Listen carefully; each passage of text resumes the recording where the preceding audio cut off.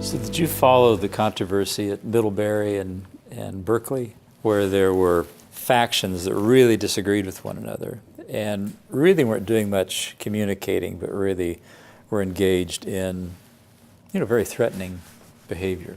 And when I saw that, I think so much of both institutions, I thought that could happen at Pepperdine, but it can't happen at Pepperdine because this ought to be a place where we love one another, lead with compassion and care.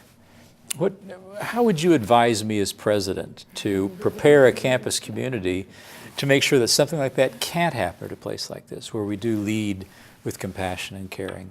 Oftentimes, people can't really have dialogue about these issues because they feel a lot of weight on their shoulders. And I think at Pepperdine, though, the more diversity, the more space we have to have those conversations. And something I've kind of established this year for myself is, after having traveled abroad, after having lived in several different countries and coming from different cultures, it's my curiosity. Most people come into college and they're like, this is my view, this is the way it's always going to be, and this is how I've grown up. But you got to realize there are so many different ways of looking at things, and I think that's the first step, is the accepting that people are different from you. And that doesn't mean that's, you don't matter or someone is less significant than you.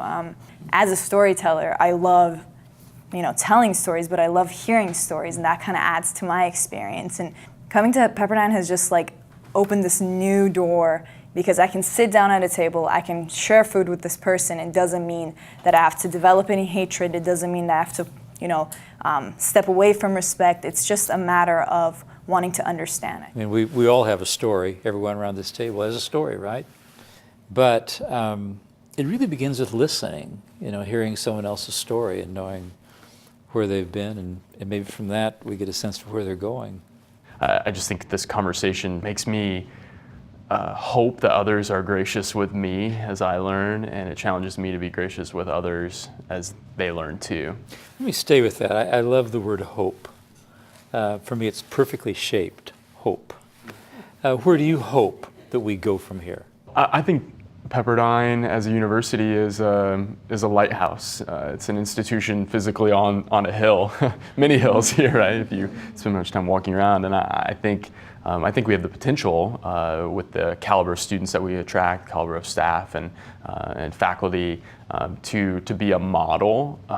And I think, from my perspective, the best way to be a model is to grant access to those who have not been blessed with certain privileges that you've been granted. Kind of jumping off what you were saying was, don't feel sorry for our privilege, but we have an opportunity with that. And I hope the next classes to come ask themselves, what can I do with my privilege, and continue to evolve in that way. So we're talking to different communities, and we're being more open and to listening and understanding. And I think all of us have our own specific communities, but also using those communities as a vehicle to talk to and converse with other communities as well.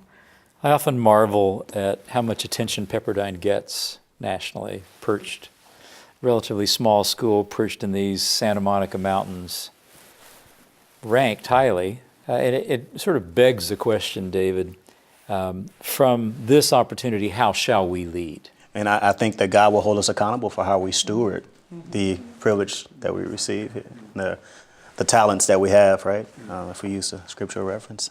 I think it's our responsibility to use those talents to address inequities that prevent access. The entire academic community, they're looking for someone to model what discourse looks like, respectful discourse, and how do you incorporate your commitment to diversity, equity, and inclusion into your research and scholarship, and how do we use that to address the inequities, which is the social justice arm of the gospel. I think that's how we move forward. And as we do that, we'll continue to live in the tension of the uncomfortable, and we won't be perfect, but we'll continue to strive for perfection. That's where we should go. That's how King asks, where do we go from here? Chaos or community? I think that's how we pursue community, by doing those things.